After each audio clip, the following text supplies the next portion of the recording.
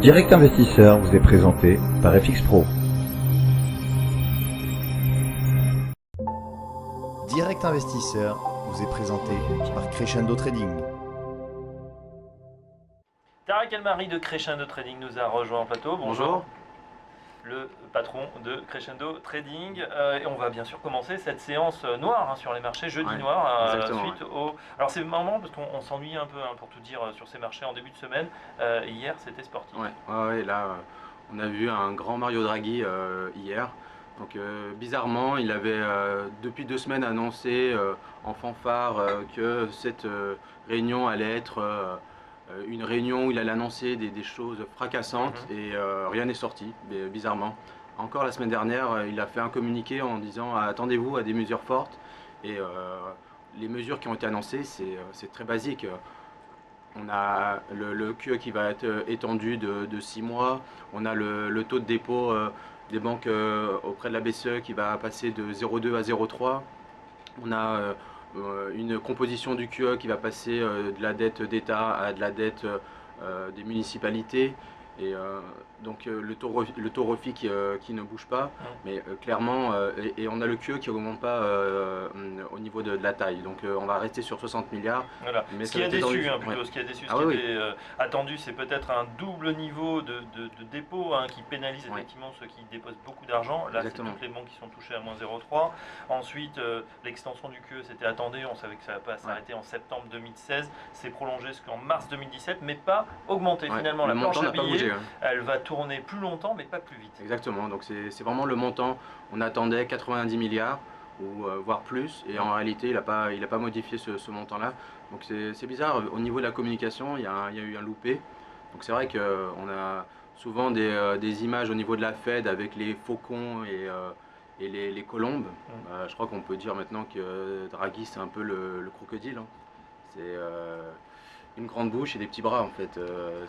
Une grande bouche et des petits bras. Bon, vas-y sur les marchés évidemment, il y a eu plusieurs éléments. Évidemment, chute des marchés, l'ensemble des marchés européens, et puis aussi hausse très vive de l'euro qui est reparti sur 1,08 à 1,02.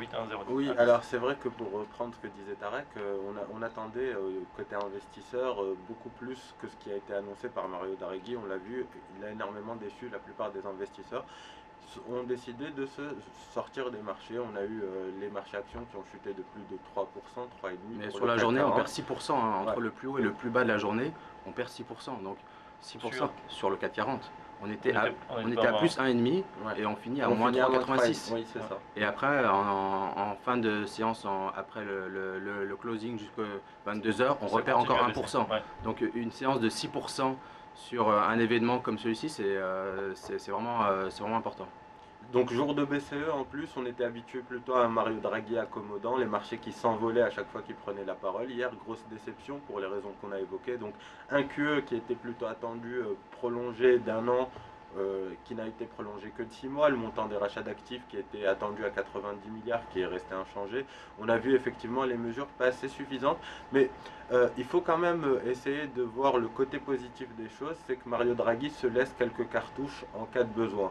C'est-à-dire que si on annonçait d'un seul coup un renforcement du QE sur la durée, sur le montant des rachats d'actifs, si les résultats de ce QE n'étaient pas probants, on n'aurait plus aucune cartouche sous la main du côté de la BCE pour essayer de redonner un nouveau souffle au marché. Alors c'est éventuellement le seul aspect positif qui peut ressortir de cette... Il n'y en a pas beaucoup qui l'ont vu, ce point positif. Il faut vraiment être optimiste. On arrive néanmoins sur les marchés sur des niveaux d'achat. Vous voyez bien qu'on se stabilise vers les 4724. Donc après la panique, peut-être que ce côté positif ressortira un peu plus. Mais sur le CAC, effectivement, 4724, moins 0,12. On a le chiffre de l'emploi américain. On a le chiffre de l'emploi américain qui arrive cet après-midi. En réalité, dès qu'il y a une hausse de taux annoncée aux États-Unis, historiquement en 1994 ou en 2004, les marchés ont toujours corrigé de 7-10%. Donc là, on va avoir une hausse de taux. Les marchés américains vont corriger. Et malheureusement, je pense que ceux qui attendaient Mario Draghi pour soutenir le marché européen ont été déçus. Avec un euro qui monte, on risque de voir le marché parisien encore baisser dans les prochaines séances. Ça sent pas bon le rallye de fin d'année là. Non. Là, je pense qu'il y a soit on va avoir un communiqué, mais on l'a déjà eu de Mario Draghi qui avait il y a 6 mois ou 1 an qui avait dit on a mal interprété mes propos parce que les marchés avaient fortement corrigé. Peut-être que ce week-end on va avoir un communiqué en disant il y a eu un loupé dans la communication.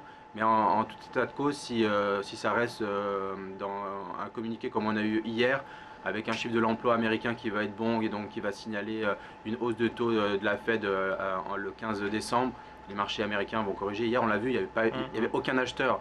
C'est descendu en ligne droite. Donc je pense que ce mouvement va se poursuivre. Ouais, c'est vrai qu'il n'y avait pas beaucoup de soutien. En tout cas, séance quand même pas agitée parce que on est voilà, ce matin 4723, on continue dans la tendance baissière, mais avec des gros volumes. On est déjà à plus d'1 milliard après 1h10 de cotation. On est sur deux fois le volume. Hier aussi, on a eu une très grosse journée. Donc c'est vraiment des dégagements importants sur les marchés actions. C'est les grosses mains là qui lâchent du papier. Hier, on a vu des grosses mains passer sur le marché. Et surtout, il n'y avait plus d'acheteurs. Dès qu'on arrivait sur des bas de marché, on avait ce qu'on appelle des trous de marché sur le MIB FTSE. On avait des écarts de cotation de 100 points à un moment sur le spread, c'est énorme. Donc une vraie panique sur les marchés. Et on pourra, si les marchés américains poursuivent cette tendance baissière, je pense que le marché européen, qui s'était enflammé toute l'année, peut reperdre une bonne partie de ses gains sur cette fin d'année. En tout cas, le rallye de fin d'année, qui était tant attendu, à mon avis, sera repoussé au début d'année prochaine. Ouais, peut-être pas en levant d'octobre, mais ça pourrait tanguer encore. Alors maintenant, évidemment, tous les regards vont se tourner vers les États-Unis, puisque ça y est, on a eu Mario en même temps, peut-être qu'il ne pouvait pas dire grand-chose, ou pas trop, parce qu'il y a la Fed quand même qui va intervenir dans une dizaine de jours. Qu'est-ce qu'on attend? Là, j'allais dire, Hélène a été claire, elle a pris la parole hier, elle a dit, bon, ça y est, elle balise le terrain quand même. Oui, une hausse de taux en décembre, et pour les 4 hausses de taux qui étaient pressées par le marché, elle va monitorer avec les chiffres. Donc elle indique clairement que le taux d'emploi qui est de 5%, c'est le minimum. Elle ne pourra pas descendre en dessous parce que c'est des personnes qui ne veulent pas travailler ou qui veulent... donc la politique monétaire est arrivée à son terme, donc elle va commencer à remonter ses taux. Et donc maintenant c'est suivre les prochains chiffres de l'emploi pour voir si on va avoir 1, 2, 3 ou 4 hausses de taux aux États-Unis.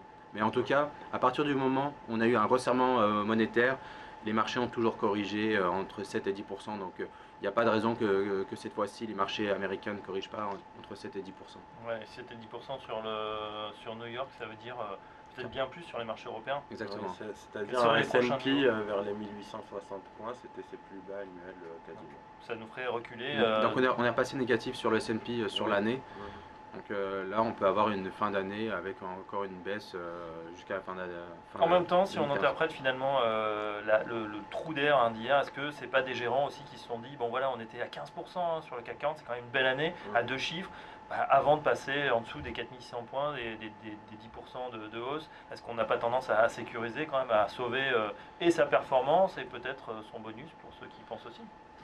Non, c'était vraiment sur tous les compartiments. On a eu sur l'euro, on a eu un mouvement de presque 300, presque 400 points sur l'euro-dollar. On a eu sur le marché de la dette le Bund qui s'est effondré, donc des rendements qui sont montés fortement sur le marché d'actions. Donc c'est pas des gérants qui veulent prendre leurs bénéfices sur les actions parce que c'est vraiment sur tous les compartiments, sur toutes les classes actives. Sur toutes les classes actives. Et puis on a vu que les mouvements commençaient un peu plus tôt que la conférence de presse avec ce fameux faux tweet du Financial Times. Alors on explique le faux tweet. Oui, alors c'est le Financial Times qui a tweeté que la BCE n'allait entreprendre aucune action et qu'au final Mario Draghi n'allait annoncer aucun changement au QE actuel, ni extension dans la durée, ni extension sur le montant des rachats, rien du tout. Donc, ça a été fait vers 13h30, les marchés ont commencé à décaler à 13h30.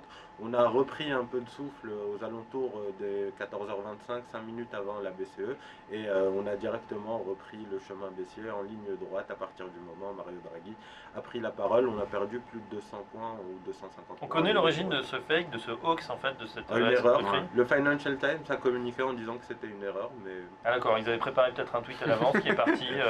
Et ce qui est étonnant, c'est de voir aussi la réaction des marchés. On est attentif. Ça prouve on a perdu 100 points sur ce photo. Ça prouve une certaine nervosité aussi, des acteurs un jour comme ça où il se passe plus grand chose. Ça prouve aussi que les marchés actions actuellement, ils sont survalorisés et qu'à la moindre mauvaise news, on peut perdre 6%. Donc à un moment, on va revenir sur Terre et on l'a vu hier avec un QE avec des bonnes nouvelles, malgré les déceptions, c'est des bonnes nouvelles. Il n'y a pas eu de resserrement des taux ou autre, on perd 6%. le moment où les marchés vont intégrer que le QE ne fonctionne pas et qu'on est sur des tops de marché, à mon avis en 2016 on va avoir des sacrées surprises sur les marchés actions. Vous attendez justement pour 2016 à une année compliquée où on pourrait être oui. négatif? Ah oui, je pense que 2016 ça risque d'être assez violent. Si les marchés américains baissent fortement, là on l'a vu hier, hein.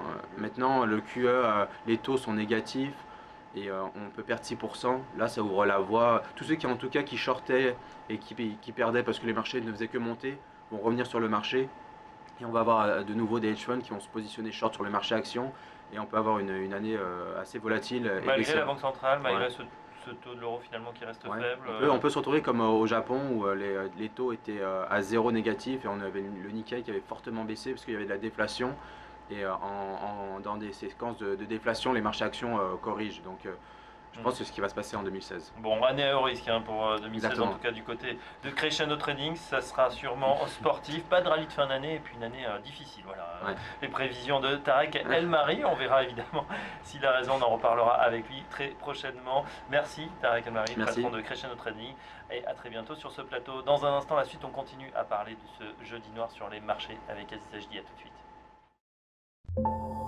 Direct Investisseur vous est présenté par Crescendo Trading.